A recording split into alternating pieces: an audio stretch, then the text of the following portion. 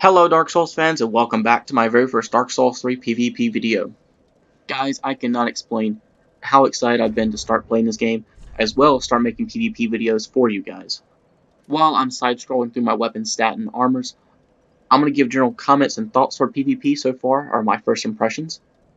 There are already a lot of good things about Dark Souls 3 PvP. They've balanced out a lot of broken mechanics from previous games. There are a few things here and there that are little tweaks that they need to fix with the performance enhancement of certain weapons, but I hear they're going to do that in future updates, so I'm not even worried about that right now. The only thing that's concerning me at this moment in time are the shockwaves that are coming off some of your larger weapons, but that's still a minor thing that a lot of us can quickly adjust to. Alright, so here we go. Starting out my very first weapon, the Broadsword. This is the weapon that I chose because I started as the Knight class when I started Dark Souls 3, so I got my hands on a lot of different straight swords. That was the weapon class type that I played a lot with, and I used most of the weapons in that class type. And from that, I have already started making a tier list. I've already started ranking the weapons based on speed, range, DPS, and a few other factors. But the Broadsword generally overall ranks toward the top of the straight sword class type weapons. In order to properly wield the broadsword, your character needs the base stat requirements of 10 strength and 10 dexterity. At plus 10, the broadsword scales with a C in strength and a D in dexterity. From the start of the video, you guys may recall this is a 40-40 quality build, so at this level I'm getting a 234 base damage plus a 199 for the parameter boost.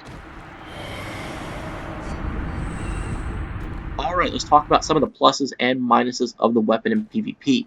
First thing, you may have noticed already that this weapon is built for your faster player. Whether it comes to being proactive or reactive in your gaming style is up to your opinion, but I believe this is a very proactive type of weapon in PvP. With that said, it's obvious to say this weapon has a very high attack speed. Also, on top of that, it is easy to get 2 or 3 hit combos against your opponent, devastating their HP, sometimes doing even more damage than a heavy hitting weapon, getting 1 or 2 strikes off on your opponent.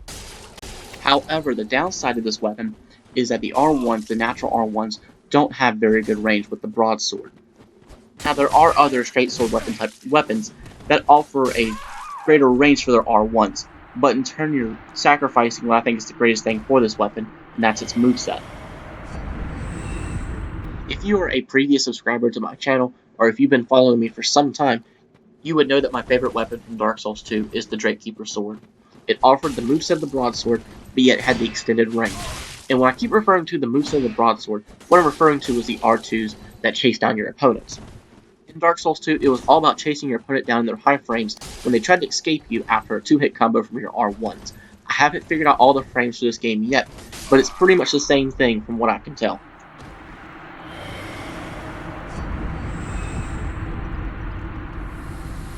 Dark Souls 3 in general, and especially Dark Souls 3 PvP, feels to me like Dark Souls 1. It feels like Dark Souls 1 that has improved animations to make the game a little bit more balanced.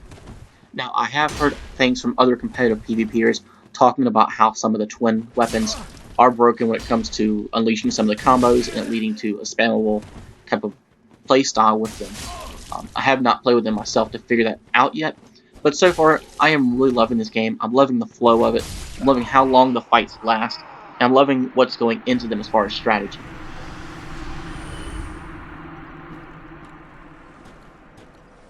Thank you guys for watching my very first Dark Souls 3 PvP video. Hope you enjoyed it. If you did, please click that like and subscribe button. It helps my channel out tremendously, and it's very much appreciated.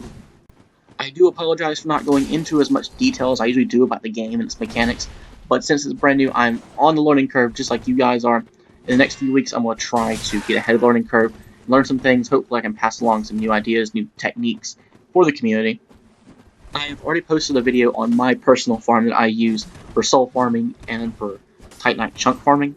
So this video is uploaded for you guys to go check out in case you need fast levels, or if you guys need some more Titanite chunks just for weapon upgrades. So it's out there for you to use. Again, I'm super excited to have my hands finally on this game. Go ahead and plan for many more builds to come. And until next time, remember to play smart, keep on winning, and welcome to Dark Souls 3.